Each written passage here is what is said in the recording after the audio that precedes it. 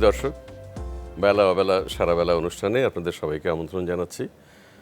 আপনারা জানেন যে এই অনুষ্ঠানে আমরা তাদেরই আমন্ত্রণ জানিয়ে থাকি যারা আমাদের দেশের বরেণ্য মানুষ, জীবনে নানা ক্ষেত্রে সাফল্য অর্জন করেছেন এবং একই সঙ্গে দেশ ও জাতিকে সমৃদ্ধ করেছেন। এমনি একজন মানুষ আজকে আমাদের অতিথি। তিনি একজন বৈমানিক, তিনি বিমান বাহিনীর একজন উচ্চপদস্থ কর্মকর্তা ছিলেন, কিন্তু আমরা তাকে যে পরিচয়ে চিনি, যে পরিচয়ে তিনি সবার কাছে পরিচিত, তিনি একজন অসম সাহসী বীর মুক্তিযোদ্ধা।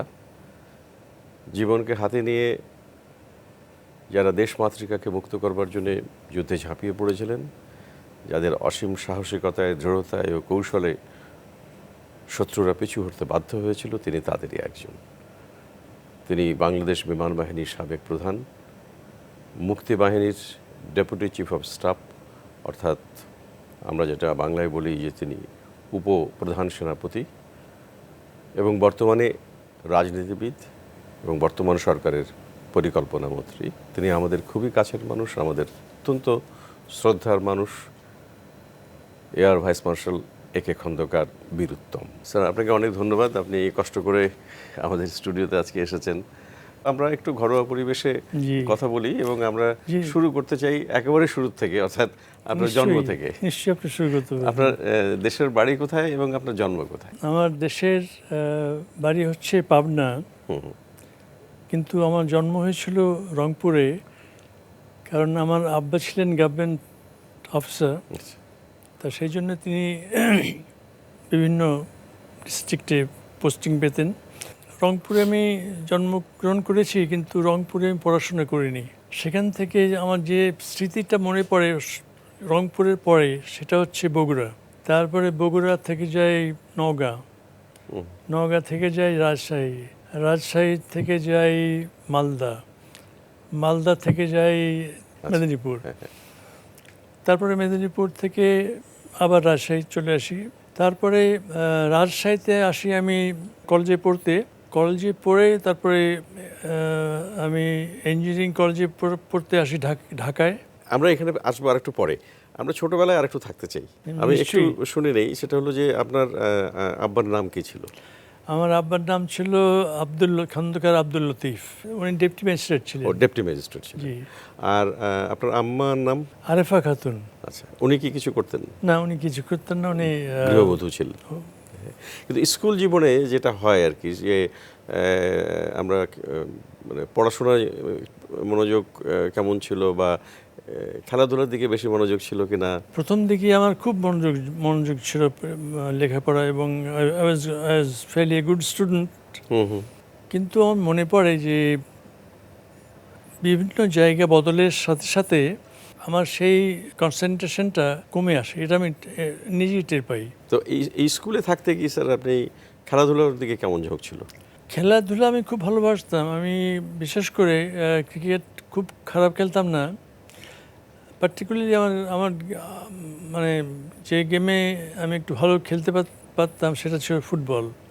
ফুটবল আমি খেলতাম। আমি রাজশাহী ডিস্ট্রিক্ট ফুটবল টিমে আমি খেলেছি। এছাড়া কি আর অন্য কোনো মানে হবি ছিল, শখ ছিল? সব ছিল, সিনেমা দেখার শখ ছিল, আচ্ছা আচ্ছা, গান শোনার শখ ছিল, বই পড়ার শখ ছিল আমার খুব বেশি। আচ্ছা। আমি প্রচুর বই পড়তাম, এবং খুব কম বয়সেই আমি তারাশঙ্কর এদের বই আমি খুব কম বয়সেই পড়েছি। স্কুলের গণ্ডি পেরিয়ে আপনি রাজশাহীতে কলেজে ভর্তি হলেন? রাজশাহীতে ভর্তি হলাম 1947-এ, ঠিক পার্টিশনের সময়। মানে সেটি হলো ইন্টারমিডিয়েট। সেখানে আমি কমপ্লিট করে আমি ইঞ্জিনিয়ারিং কলেজে ভর্তি হলাম ঢাকাতে। বৈমানিক হওয়ার কথা কি আপনি কখনো ভেবেছিলেন? হ্যাঁ, ভেবেছিলাম। সে সময় সেকেন্ড ওয়ার্ল্ড ওয়ার হয়েছে। আমরা সেই সময়টাতে গ্রামে ছিলাম। তো গ্রামে এক হিন্দু ভদ্রলোকের বাসার থেকে একটা ইয়াং ছেলের সাথে পরিচয় হলো। শুনলাম যে উনি এরোপ্লেন চালান। সেই আমার একটা শখ হলো যে আমি এরোপ্লেন চালানো শিখবো। তা যখন ঢাকাতে ইঞ্জিনিয়ারিং কলেজে দেখলাম অ্যাডভার্টাইজমেন্ট, তখন আমি অ্যাপ্লাই করলাম। প্রায় 47 জন candidates in one team, one group. আশ্চর্যের বিষয় যে সেই 47 জনের মধ্যে থেকে একজন সিলেক্টেড হলো, সে হচ্ছে আমি। তারপরে আমি রিসালপুর চলে গেলাম। রিসালপুরে ওখানে ট্রেনিং হলো। তারপরে করাচি চলে গেলাম, ওখানে ফাইটার ট্রেনিং হলো। তারপরে ফাইটার স্কোয়াড্রনে অনেকদিন ছিলাম। তারপরে আমেরিকায় গেলাম। কোথায় বছর 3 পর I was planning director of Pakistan air force. অর্থাৎ এয়ারফোর্সে যত জিনিস তৈরি করতে হবে সেইটার দায়িত্ব পড়তো আমার উপরে। আচ্ছা। এবং ওইখানে আসার পরে I became the chief instrument examiner of Pakistan air force. আচ্ছা, আমরা আপনাকে নিয়ে একটা ছোট্ট তথ্যচিত্র বানিয়েছি, সেটা আমরা একটু দেখে নিই। Bir Uttam air vice marshal A K Khandakar জন্মগ্রহণ করেন 1930 সালের 1 জানুয়ারি রংপুরে। তাঁর পৈতৃক নিবাস পাবনা জেলার বেড়া উপজেলার ভারেঙ্গা গ্রামে। বাবা খন্দকার আব্দুল লতিফ ও মা আরিফা খাতুন। 4 ভাই 1 বোনের মধ্যে তিনি তৃতীয়। তাঁর পুরো নাম আব্দুল করিম খন্দকার। বগুড়া করোনেশন স্কুলে তার লেখাপড়ার শুরু। 1947 সালে তিনি মালদা জেলা স্কুল থেকে মেট্রিক পাশ করে রাজশাহী কলেজে ভর্তি হন।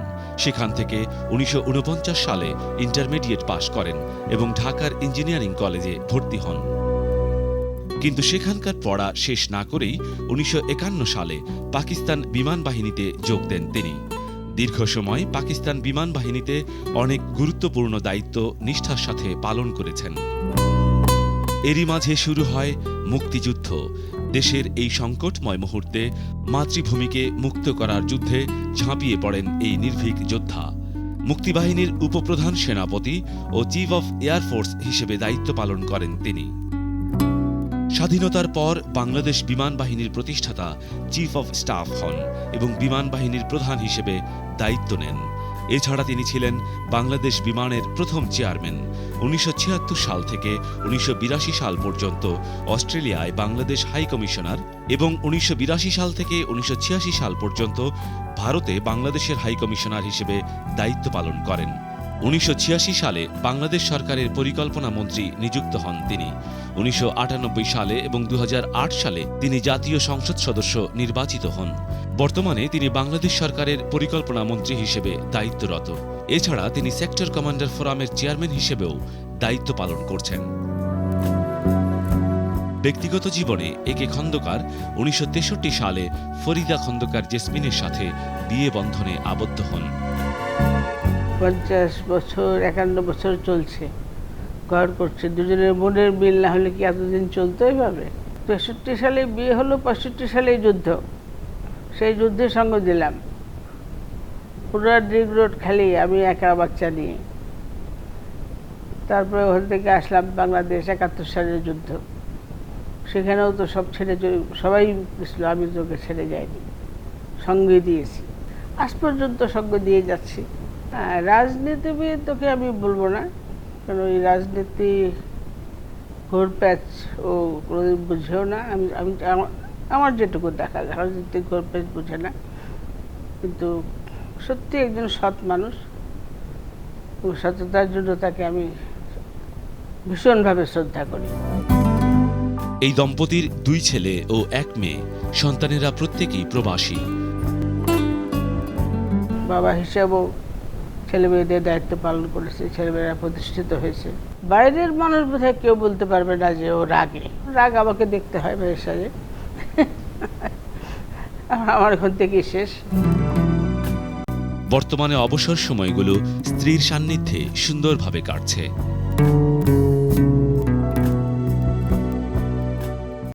স্যার, আপনি যে জায়গাটা ছিলাম, যে আপনি তখন আই বিকেম ইনস্ট্রাক্টর, ছেলেদেরকে ফ্লাইং শেখাতাম। আমার কোনো ইনস্ট্রাক্টর বাদ যায়নি, প্রত্যেকটা ইনস্ট্রাক্টর আমার পাশ করেছে। এই যে প্রশিক্ষণ দেওয়ার সময় আমি এমনিতে আমি সাধারণভাবে দেখেছি, মানে বিমান বাহিনীর কথা বলবো না, সেনাবাহিনীতে আমি দেখেছি যে ইনস্ট্রাক্টররা খুব রাফ এবং টাফ ব্যবহার করেন তার এদের সঙ্গে। তো আপনি তো সবসময় খুব দেখে মনে হয় যে আপনি খুব নরম মানুষ, তো আপনি কি পারতেন সেভাবে? চিৎকার করার কোনো স্কোপই নেই, তাহলে আপনি শেখাবেন কি করে? যদি উৎসাহ দেওয়া যায় তাহলে তারা কাজটি ভালোভাবে করতে পারে। এই ইনস্ট্রাক্টর পদে কি আপনি থেকে গেলেন শেষ পর্যন্ত, নাকি না আরও অন্যান্য পদে গিয়েছিলেন? না, অন্য এয়ারক্রাফটেরও আমি করছি। আমি ফাইটার বম্বারের ইনস্ট্রাক্টর ছিলাম, আচ্ছা। জেট ফাইটার বম্বারের ইনস্ট্রাক্টর ছিলাম, ওখানেও ইনস্ট্রাকশন করেছি। ইনস্ট্রাক্টর শেষ হওয়ার পরে আমি প্ল্যানিং কাজে ছিলাম এয়ারফোর্সের, আচ্ছা আচ্ছা। Director of planning. ফ্লাইংয়ের দিক থেকে প্লেন কিংবা কোনো ইকুইপমেন্ট যাতে নষ্ট না হয় সেইগুলো কীভাবে লুকায়িতভাবে মানে এমনভাবে তৈরি করা যাতে দূর থেকে দেখা মুশকিল হবে, সেই কাজে আমি করছিলাম প্রায় বছর 3। তারপরে আমি আসি ঢাকায়। সেটা কত সালে? 69-এ, 69। ঠিক 71-এর 2 বছর আগে। 2 বছর আগে। আচ্ছা, এর আগে একটা প্রশ্ন করে নেই, সেটা হলো যে এই যে আপনি দীর্ঘ সময় থাকলেন বিমান বাহিনীতে, এই বাঙালিদের সংখ্যা কীরকম ছিল? খুব বেশি ছিল না, তবে আস্তে আস্তে বাড়ছিল। মোট সংখ্যার মধ্যে তাদের সংখ্যা অনেক কম ছিল, অনেক কম ছিল। এটা কি কোনো বৈষম্যমূলক আচরণের কারণে? বৈষম্য ছিল, এটা অস্বীকার করার উপায় নেই। তবে তার মধ্যেও কেউ ভালো ছিল, যেমন এমন কতগুলো ইনস্ট্রাক্টর আমি দেখেছি যারা সত্যি চেষ্টা করেছে যে যেন সেই ছাত্রটা ফ্লাইং শিখতে পারে। যেমন আমার ইনস্ট্রাক্টরের কথা আমি বলেছি, আমাকে অত্যন্ত স্নেহ করতো এবং আমার ফ্লাইং শিখতে খুব একটা অসুবিধা হয়নি আর কি। আপনি 69-এ তখনকার মানে তদানীন্তন পূর্ব পাকিস্তানে আপনি চলে এলেন, তখন কি দায়িত্ব নিয়ে এলেন? I was second in command of Air Force in Dhaka. আচ্ছা। কাজ ছিল মেইনলি অ্যাডমিনিস্ট্রেটিভ কাজ ছিল, তার মাঝে মাঝে আমি ফ্লাইং করতাম। 69-এ যখন আপনি এলেন তখন তো বাংলাদেশ মানে একটা মানে ধীরে ধীরে একটা মুক্তিযুদ্ধের দিকে এগিয়ে যাচ্ছে, এরকম একটা পরিস্থিতি। হ্যাঁ, এরকম একটা পরিস্থিতি ছিল। সেই পরিস্থিতিটা কিন্তু কিছুটা কমে যায় যখন জানা গেল যে ইলেকশন হতে যাচ্ছে, এবং ইলেকশনে আমরা আমাদের পার্সেন্টেজ পাচ্ছি। আমরা যদি বেশি আসন পাই তাহলে আমরা সরকার গঠন করতে পারবো, এই আশা খুব ছিল বাঙালিদের। তারা এ নিয়ে আলোচনা করতো নিজেদের মধ্যে। তো তারপরে আপনি এই 25শে মার্চের যে 1971, এই সময়টা আপনি কোথায় ছিলেন? আচ্ছা, এইখানটা বলি। এই যে বললাম যে আমরা আশা করছিলাম যে আমরা গভর্নমেন্ট ফর্ম করব, কিন্তু যখন আমরা দেখলাম যে কিছুই হচ্ছে না, তখন আমরা একটু হতাশ হয়ে পড়ি।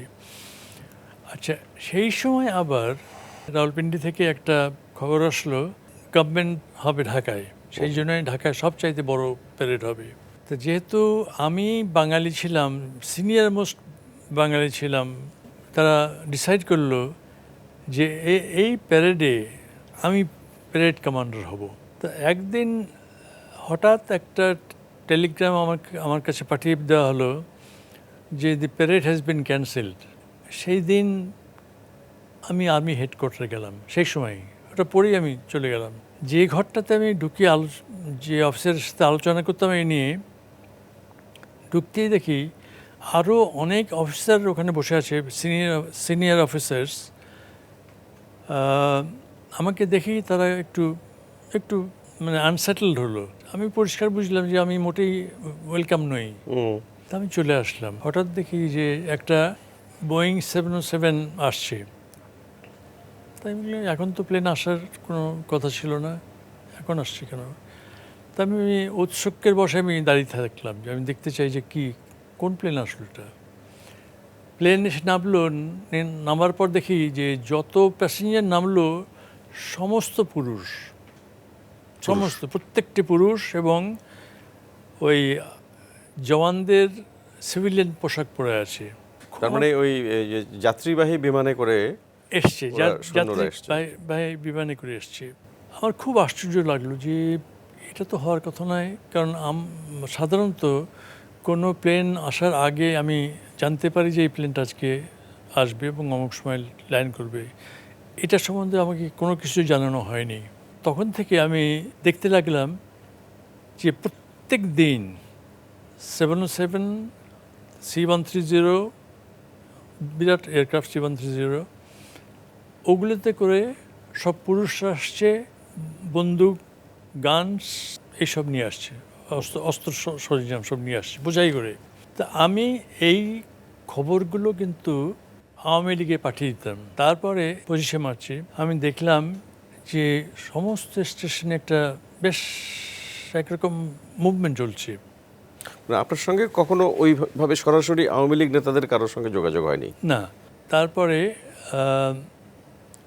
বিকেলবেলায় 25শে মার্চ বিকেলবেলায় আমি ওইখানে যেখানে প্লেন থাকে আমি ওখানে দাঁড়িয়ে আছি। ইয়াহিয়া সেই সময় ঢাকায় ছিল, উনি গভর্নমেন্ট হাউসে থাকতেন। এই 25 তারিখে দেখলাম দুটি বড় গাড়ি এসে, একটি বিমান 707 ছিল, তার ওখানে দাঁড়িয়ে গেল।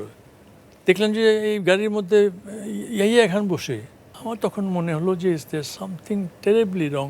মানে উনি চলে যাচ্ছেন তখন? উনি চলে যাচ্ছেন।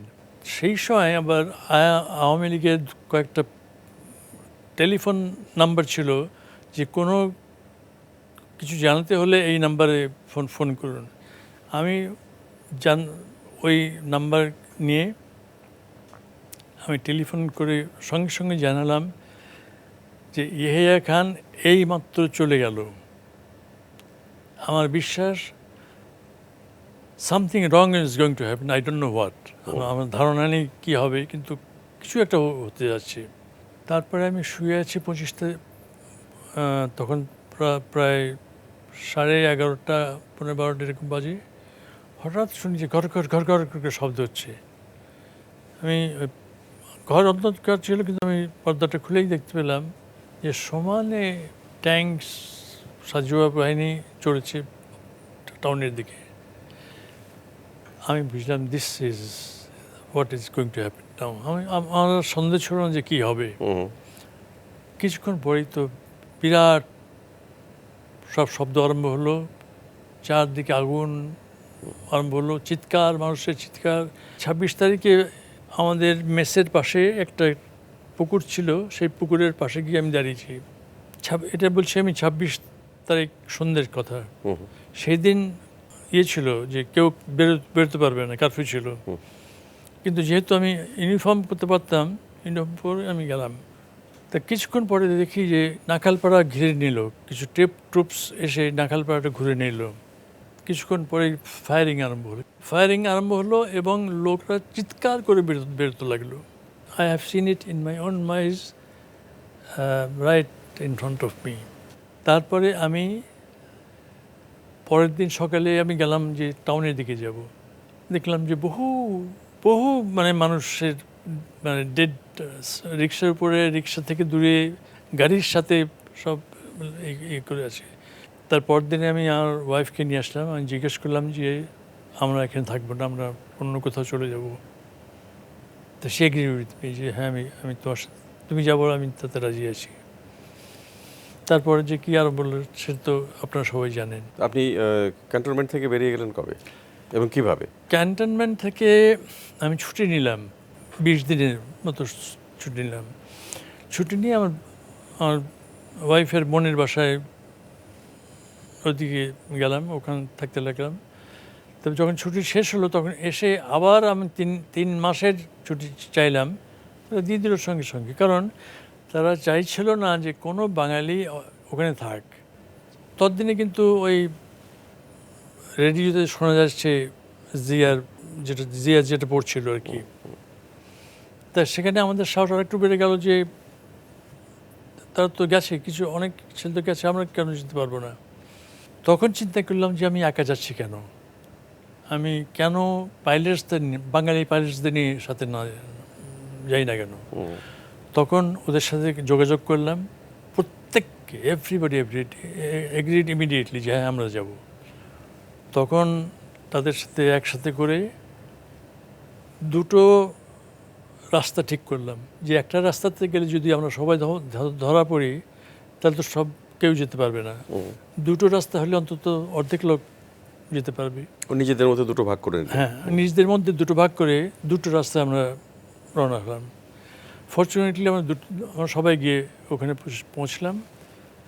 তারপরে ওখান থেকে আমরা গিয়ে পৌঁছলেন কোথায়? ওই গিয়ে আগরতলার আচ্ছা কাছেই, আচ্ছা। পাশেই। তা আমি পরিচয় দিলাম ওদের কাছে যে আমি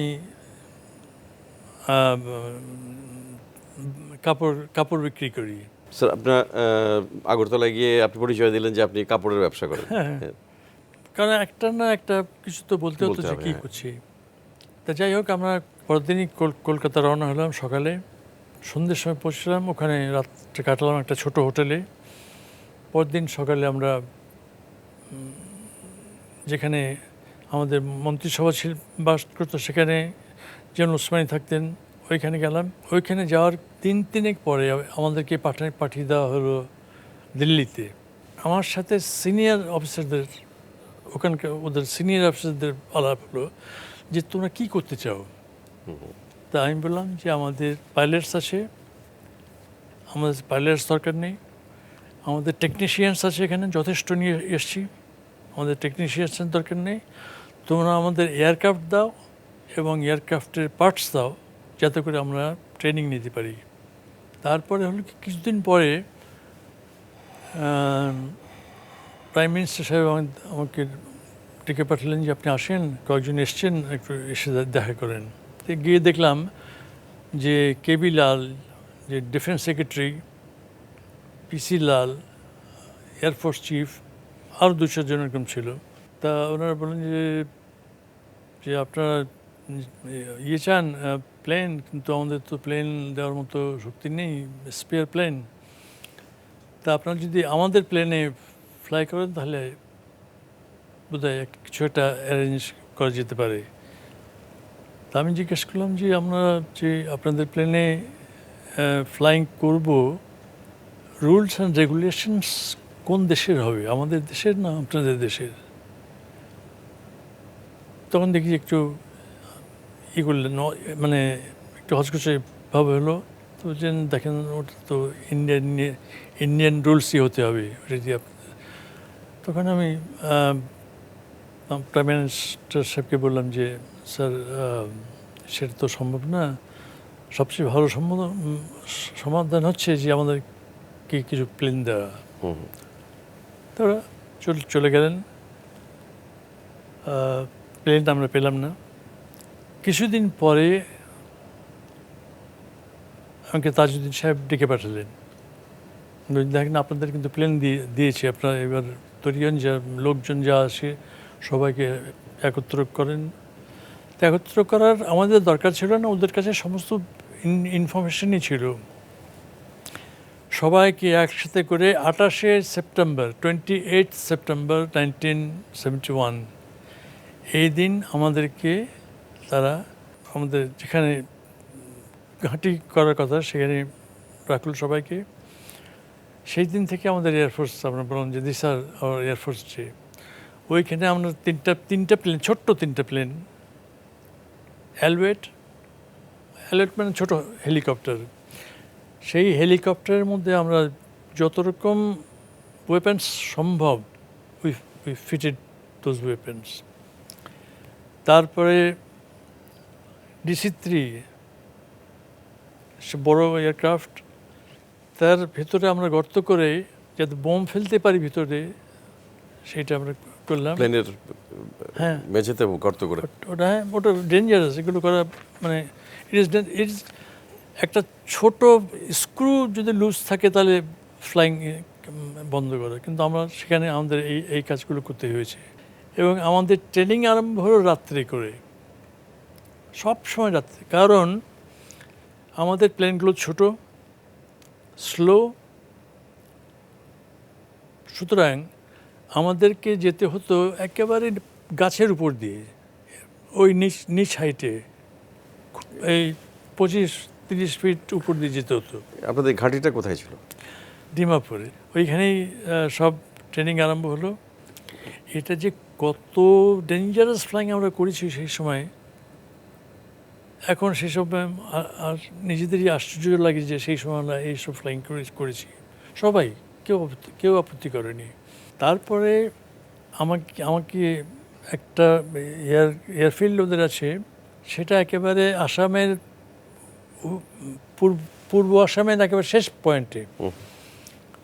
ওখানে সেইখানে আমাকে নিয়ে গেল, নিয়ে গিয়ে যে অপারেশন রুম ছিল সেখানে গিয়ে বলল যে এইভাবে এইখান থেকে আরম্ভ করে এইভাবে ফিউল এখানে নিয়ে, এইখান থেকে সমস্ত অন্যান্য জিনিস নিয়ে আবার রিফিউল এখানে করে এইভাবে অ্যাটাক করতে হবে। এই তারিখটা ছিল নভেম্বর মাসের শেষ, লাস্ট উইক। আচ্ছা, আর আমরা অ্যাটাক করি 3 ডিসেম্বর। আচ্ছা। খুব অল্প সময়ের মধ্যে কিন্তু পাকিস্তানিরা ইন্ডিয়াকে অ্যাটাক করলো, তখনই তো যুদ্ধ আরম্ভ হলো। এই পরে আমাদের দুটো প্লেন সন্ধ্যের সময় স্টার্ট করে রাত 12টার দিকে গদনাইল আর চিটাগং ফিউল ডাম্প, এই দুটোকে আক্রমণ করে ব্লিউ দেম অফ। তার মানে তো সীমান্ত থেকে অনেক ভেতরে ঢুকতে হয়েছে। হ্যাঁ, তারপরে অবশ্য এয়ারফোর্স অনেক সর্টি করেছে ইন সাপোর্ট অফ আর্মি, আমাদের আর্মির সাপোর্টে অনেক করেছে। আমি শুধু এইটুকু বলবো, মাত্র দুটো প্লেন একেবারে ছোট, এটা যুদ্ধের প্লেন নয়, স্লো প্লেন, এই প্লেনে দাঁড়িয়ে বাংলাদেশের ছেলেটা যা করেছে তা অ্যাবসলিউটলি আনথিঙ্কেবল। আপনাকে যে ডেপুটি চিফ অফ স্টাফ করা হলো সেটা কোন সময়? এইটা করা শেষ হলো আমি যখন ইয়েতে আসলাম, কলকাতায় আসলাম, তারপর তো চলে গেলাম দিল্লিতে। দিল্লি থেকে এসেই কোথায় দিন দুয়েক পরে, তখনও অন্যরা কিছু হয়নি, আমাকে বললেন, ওসমানী সাহেব বললেন, I am deputy chief of staff. তারপরে আপনি দেশে তো আপনি ফিরলেন, আপনি ওই যেখানে পাকিস্তান বাহিনী আত্মসমর্পণ করলো সে অনুষ্ঠানে আপনি ছিলেন। এই তো যুদ্ধ আরম্ভ হলো এবং আমাকে প্রায় ফোর্ট উইলিয়ামে যেতে হতো টু ডিসকাস ভেরিয়াস থিংস। তো ওখানে আমি বুঝতে পারতাম যে it is just matter of days যে পাকিস্তানকে সারেন্ডার করতে হবে। তা 16 ডিসেম্বরে বাজারে গিয়েছিলাম একটু কাজে, তো ফিরে আসতেই দেখি যে সবাই আমাকে খুব খুঁজছে। তাই বললাম যে আমাকে খুঁজছেন কি, ব্যাপার কি? বলে যে আজকে 4:30টার সময় পাকিস্তান আত্মসমর্পণ করবে ঢাকায়। সেই আত্মসমর্পণ অনুষ্ঠানে বাংলাদেশ সরকার আমাকে প্রতিনিধি করে পাঠাচ্ছেন, প্রতিনিধিত্ব করার জন্যে অফ বাংলাদেশ ফোর্সেস। তা আমি গেলাম, ঢাকায় নামতেই দেখি যে জেনারেল নিয়াজি আরও বড় বড় অফিসার্স আমাদেরকে অভ্যর্থনা করতে আসছে। তা আমরা ওখান থেকে সোজা জিপে করে ময়দানে গিয়ে উঠলাম, যেখানে এই আত্মসমর্পণটা হবে। 16 ডিসেম্বরে যে অনুষ্ঠানটি হলো সেটা খুব বেশি কিছু না, একটা টেবিল আর দুটো চেয়ার আনা হলো ঢাকা ক্লাব থেকে, তাতে জেনারেল নিয়াজি বসলেন। তারা সাইন করার পরে এটা শেষ হয়ে গেল, পর্ব শেষ হয়ে গেল। তারপরে আমরা আবার জিপে করে গিয়ে পৌঁছলাম হেলিকপ্টারে থেকে গিয়ে পৌঁছলাম আবার ইয়েতে ইন্ডিয়াতে তারপরে আবার দেশে ফিরে এলেন কবে? 3রা তারিখে, অর্থাৎ 3rd from 16th, 19th অথবা 20th। এই পুরো সময়টা তো আপনার তো কখনো বুঝি বঙ্গবন্ধুর সঙ্গে দেখা হয়নি। না, তার সঙ্গে সাক্ষাৎ হয়েছে প্রথম কবে? তার সাথে সাক্ষাৎ হয়েছে যেদিন উনি ঢাকায় এসে পৌঁছলেন। আমরা সব লাইন করে দাঁড়িয়েছিলাম, তা আমি প্রথম দাঁড়িয়েছিলাম, আমি being this senior most person, তা আমি সবচাইতে সিনিয়র ছিলাম বলে প্রথম সবার আগে দাঁড়িয়েছিলাম। তা জামাল ওসমানী পরিচয় করে দিলেন যে গ্রুপ ক্যাপ্টেন খন্দকার। তখনই বঙ্গবন্ধু বললেন আমি এনাকে চিনি। এই বাকি সময়টা এরপরে তো আপনি বাংলাদেশ বিমান বাহিনীতেই হ্যাঁ, কর্মরত ছিলেন। এরপরে আমি বাংলাদেশ বিমান বাহিনীতে ছিলাম প্রায় 4 বছর। 75-এ যখন বঙ্গবন্ধুকে হত্যা করা হলো, তখনকার যিনি প্রেসিডেন্ট অর্থাৎ খন্দকার মুশতাক, তার কাছে গিয়ে একটা চিঠি দিলাম, আমি আর চাকরি করব না। তবে না না না, তুমি এত ভালো, তোমাকে আমরা এত পছন্দ করি। No sir, I will not serve anymore. But এয়ারফোর্সের সাথে আমার এই শেষ আর কি, সম্পর্ক শেষ হয়ে গেল। শেষ হলো। এই বিমান বাহিনী ছেড়ে দেওয়ার পরে তারপরে আপনার বাকি মানে পরে আপনি কি কাজ করলেন বা কোথায় গেলেন? তারপরে ডিসেম্বরের শেষে 75-এর 75 সালের জি আমাকে প্রেসিডেন্ট সাইম সাহেব তার অফিসে ডেকে পাঠালেন। সাইম সাহেব আমাকে বললেন যে তুমি ইয়াং আছো, তুমি ইউ আর সো অ্যাক্টিভ, তোমাকে আমরা ব্যবহার করতে চাই। তোমাকে আমরা ভাবছি যে তোমাকে অস্ট্রেলিয়া পাঠাবো অ্যাজ হাই কমিশনার। তার 4-5 দিন পরে বোধহয় আমি অস্ট্রেলিয়া চলে যাই। তারপরে তো আপনি একটা নতুন জীবনে প্রবেশ করলেন। হ্যাঁ, আমি একটা নতুন জীবনে প্রবেশ করলাম এবং অস্ট্রেলিয়াতে I am the first dean of diplomatic core as a Bengali. এরপরে আমি ভারতে আসি। সেই সময় ব্রিটিশ হাই কমিশনারও এসছে বদলি হয়ে, আবার পিরাচা পাকিস্তান অ্যাম্বাসেডার ফ্রম অস্ট্রেলিয়া সেও এসছে বদলি হয়ে। কিন্তু আপনার এই ডিপ্লোম্যাটিক ক্যারিয়ার আপনি শেষ করলেন কবে? আমি শেষ করলাম উইথ ইন্ডিয়া। তারপরে দেশে ফিরে এলেন? দেশ ফিরে আসলাম। এই তারপরে কি আপনি রাজনীতিতে যোগ দিলেন? তারপরে আমি I became minister for planning. আচ্ছা, দেন অ্যাট দ্যাট টাইম। আপনি তো কখনোই এর আগে রাজনীতিতে ছিলেন না ওইভাবে? না, এর আগে না, রাজনীতি। এই সিদ্ধান্ত নিলেন কেন? রাজনীতি বলতে যা ঠিক বোঝায় আমি সেটা কোনোদিনই করিনি।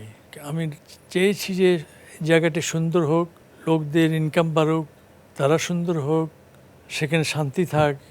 মাই efforts were in that direction. কিন্তু আপনি তো 5 বছর ধরে এই সরকারের পরিকল্পনা মন্ত্রী।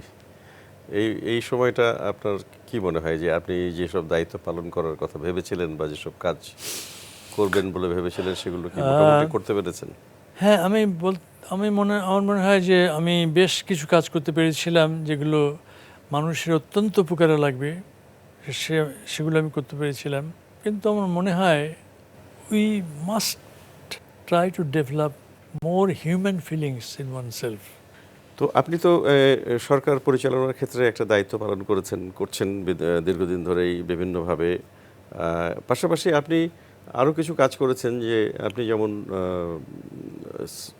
সেক্টর কমান্ডার্স ফোরাম, সেটার আপনি একজন সেক্টর কমান্ডার্স ফোরামের করে সেটা গঠন করে আমরা সারা বাংলাদেশ ঘুরেছি। প্রত্যেক জায়গায় আমরা বলেছি যে এই যুদ্ধ অপরাধীদের শাস্তি হতেই হবে। এটা এই দেশকে যদি বেঁচে থাকতে হয় তাহলে এই যুদ্ধ অপরাধীদের বিচার করতে হবে, তাদের শাস্তি দিতে হবে। সেদিন যেমন আমরা পত্রিকায় একটি খবর দেখলাম যে একজন যুদ্ধাপরাধী দ্বিতীয় বিশ্বযুদ্ধের সময়কার জার্মান, তা সে সম্ভবত আর্জেন্টিনায় পালিয়েছিল, পরবর্তীতে ইটালিতে এসে মারা গেছে এবং ইটালিতে তাকে সমাধিস্থ করতে দেওয়া হয়নি। মানুষ এসে বাধা দিয়েছে যে না, এই যুদ্ধাপরাধীর সমাধি এই দেশের মাটিতে হবে না। No, it should be like this. It should be like this. এখন তো আপনি হয়তো আগামীতে আপনি রাজনীতিতে যেহেতু যাচ্ছেন না, আপনি এক ধরনের অবসরেই চলে যাচ্ছেন। তো এই অবসরের সময়টুকু আপনি কিভাবে কাটাবেন, কোনো পরিকল্পনা করেছেন? আপনি তো পরিকল্পনা মন্ত্রী হিসাবে আপনার অগ্রিম কোনো পরিকল্পনা আছে কিনা? আমি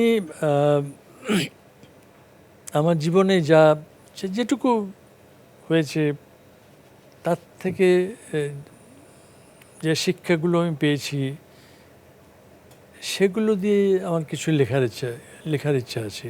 অনেক কথার মাঝখানে আমরা যে জায়গাটিতে যেতে পারিনি সেটি হলো, আপনি সংসার জীবনে প্রবেশ করেছিলেন কত বছর বয়সে? সংসার জীবনে আমি প্রবেশ করেছিলাম 33 বছর বয়সে। আচ্ছা, আচ্ছা, কোন সালে? 1963 most probably. 63। এটা কি মানে যেটাকে বলি আমরা অ্যারেঞ্জড, সেরকম কিছু ছিল নাকি পূর্ব পরিচয় হয়েছে? মিক্সড বলতে পারেন, অ্যারেঞ্জড অ্যাজ ওয়েল অ্যাজ পরিচয় আগে থেকে ছিল? পরিচয় আগে থেকে। কিভাবে হয়েছিল? আমাদের 2-3 বাসা পরেই আমার ওয়াইফ থাকতেন। উনি উইং কমান্ডার মির্জার কথা বললাম, জি জি, তারই সিস্টার। আচ্ছা আচ্ছা, সহকর্মীর বোন। হ্যাঁ, অ্যান্ড আমার জীবনে যদি আমি সামান্য কিছু আর্ন করে থাকি, it is because of her contribution. উনি কি কোনো পেশায় নিয়োজিত ছিলেন কখনো নাকি? না, উনি কোনোদিনই পেশাজীবী ছিলেন না। She holds A tremendous human character in her mind. আপনার ছেলে মেয়ে কয়জন? আমার ছেলে মেয়ে 2 ছেলে 1 মেয়ে। দে আর অ্যাকচুয়ালি, যেহেতু ওরা ছোটোবেলায় মানুষ হয়েছে অস্ট্রেলিয়ায়, they had some attraction towards Australia. সুতরাং 3জনই অস্ট্রেলিয়াতে আছে। একজন আর্কিটেক্ট, একজন টেকনিক্যাল এক্সপার্ট, আর আমার মেয়ে স্টিল স্টাডিং। আচ্ছা, পড়াশোনা করছে। এবং ওদের কি সবাই সংসারী হয়েছে? 2জন সংসারী হয়েছে, 1জন এখনো সংসারী হয়নি। আপনার নাতি নাতনি আছে? নাতি আছে। তো আমরা আজকে শেষ করি তাহলে এখানে। অনেক ধন্যবাদ, আপনার কাছ থেকে অনেক সময় নিয়ে নিলাম এবং আমরা যা শুনলাম সেটি আমাদের জন্য অনেক বড় প্রাপ্তি। তো শেষ করলাম আজকে এখানেই। আপনি ভালো থাকবেন। আচ্ছা, শুধু দর্শক, আমরা এতক্ষণ কথা বলছিলাম আমাদের অত্যন্ত শ্রদ্ধার মানুষ, বীরোত্তম এয়ার ভাইস মার্শাল একে খন্দকার, যার পুরো নাম আসলে আবুল করিম খন্দকার। এটি হয়তো অনেকেরই অজানা, আমরা তাকে একে খন্দকার নামেই বেশি চিনি। তার জীবনের নানান কাহিনী, তার অভিজ্ঞতা আমরা আজকে শুনলাম। এটি আমাদের জন্য নিশ্চয়ই অনেক বড় প্রাপ্তি এবং আমাদের দেশে যারা অনুকরণীয় বা অনুসরণীয় মানুষ, তিনি তাদের একজন। আমরা তার যে কথা, অর্থাৎ আমাদের মধ্যে মনুষ্যত্বের গুণাবলী, সেগুলিকে বিকশিত করায়, এই বিকশিত করার মধ্য দিয়েই আমাদের মুক্তি, আমাদের উন্নতি, এই কথাগুলো আমাদের জন্য অবশ্যই একটা প্রেরণার পাথেয় হয়ে রইল। আমরা তার সুস্থ কর্মময় জীবন কামনা করি। তিনি দীর্ঘদিন সুস্থ থাকুন এবং জাতির বিবেক হিসেবে আমাদের মধ্যে অবস্থান করুন। এই কথা বলে আপনাদের সবার মঙ্গল কামনা করে আজকে এখানে শেষ করছি। সবাইকে ধন্যবাদ।